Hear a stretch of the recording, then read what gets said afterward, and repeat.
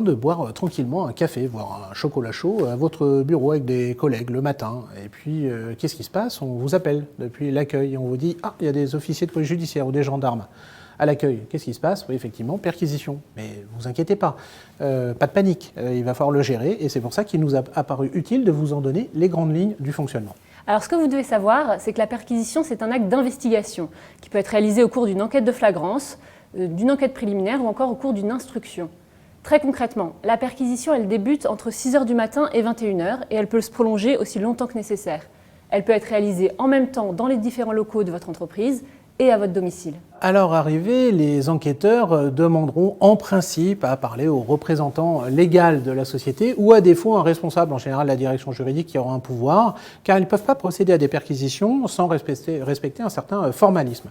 Si personne n'est là, ils feront nommer 2 témoins pour pouvoir conduire leur perquisition. Attention, est-ce qu'il faut faire venir un avocat? Oui, non, c'est tout un débat. Nous, au cabinet, on préfère ne pas forcément venir, car on peut le suivre à distance. Mais il faut quand même une hotline, il faut savoir ce qui se passe pour être vigilant.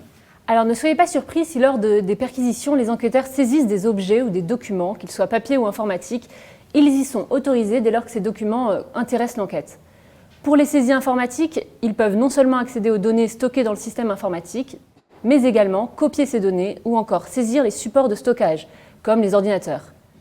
Alors ces saisies informatiques, effectivement, c'est extrêmement important, extrêmement difficile et ça peut donner lieu à des saisies d'une importance volumétrique très très forte.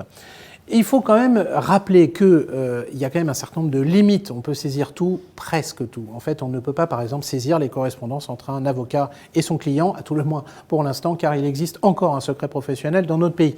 Mais tout ce qui est secret des affaires, tout ça n'est pas opposable aux enquêteurs qui ont un pouvoir de saisie extrêmement large.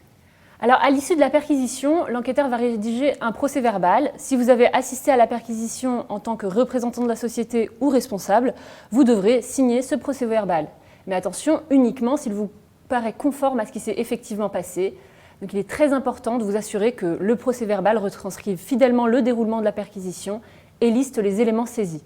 À défaut, vous pouvez demander qu'il soit modifié ou que soient inscrites des réserves expresses à la fin de ce procès-verbal sur les points qui vous paraissent litigieux. Inès, tu as raison de souligner que l'indication dans ce procès-verbal des réserves que vous pouvez effectuer est essentielle car elles pourront, ces réserves, servir de fondement à contester les conditions de déroulement de la perquisition. Et c'est là, Inès, qu'effectivement, il faut le faire, non pas seul, mais avec vos conseils qui vont déterminer s'il convient ou non de faire ces réserves sur le procès-verbal. Mais si vous n'en faites pas, vous ne pourrez dès lors plus contester les conditions dans lesquelles s'est déroulée la perquisition. Donc là encore, eh bien, il faut anticiper les difficultés, y réfléchir pour être à même de contester éventuellement une perquisition.